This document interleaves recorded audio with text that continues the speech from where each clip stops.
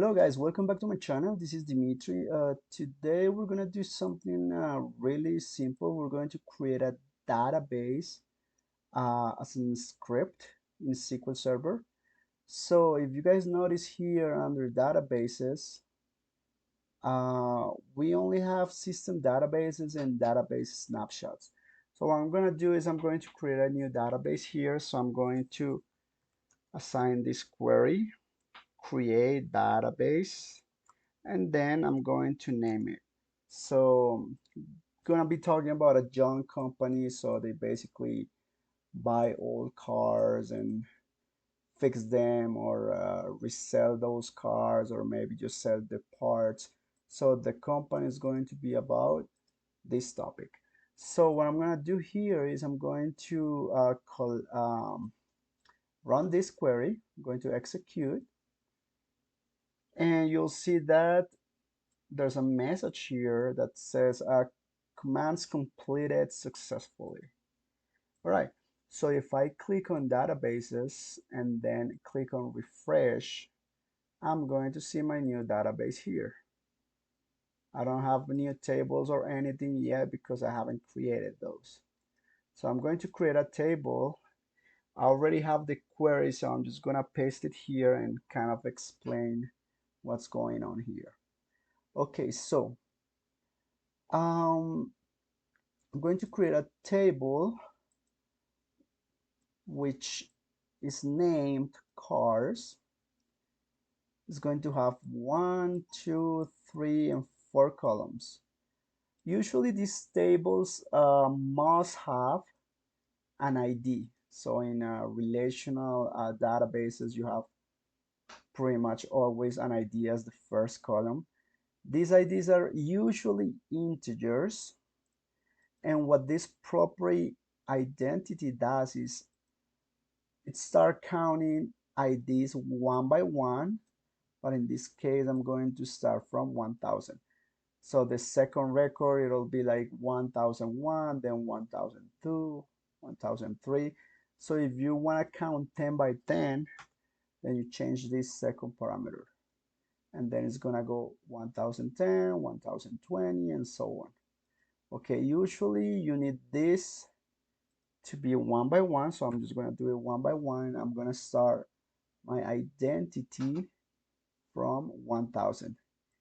This cannot be null, so I'm going to specify that because every single car must have an ID. Okay, and make, that cannot be null either because every car has a make. I'm going to select 30 as the maximum, let's say, number of letters that this make could have. So you're not going to be able to type a car that has 100 letters. I don't think that exists. So that's why I have this constraint here. Okay, 30 will be the maximum value of letters for a make. The same for a city. And for price, because it's an integer as well, well, you're gonna assign this as a not null because this business is about selling cars, so you'll have to have a price for that. Even if it's a zero because it's a donation or something like that, still we're going to set that as integer. All right, so this is the first part that we need. And basically here I'm just assigning the car ID as primary key, which is always something that you need in this type of tables. A primary key, it's usually the ID.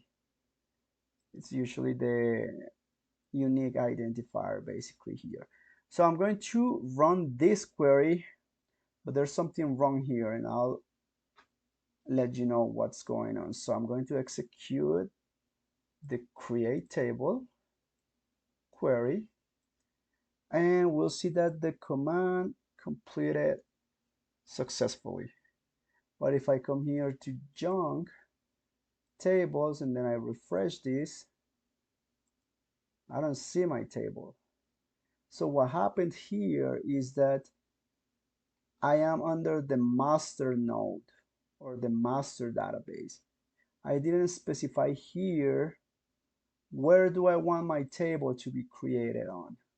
So if I go to system database and then master and then tables, I'll see my table cars here, but I don't need my table cars to be there. I need this table to be under the junk database.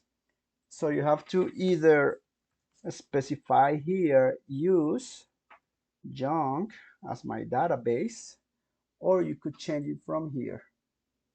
Okay, so I'm just gonna do it here from the query, and I'm gonna run this again. So if I run it with this statement, then SQL Server should know that I need this under the junk database. Let's execute this again, and I'm going to refresh this.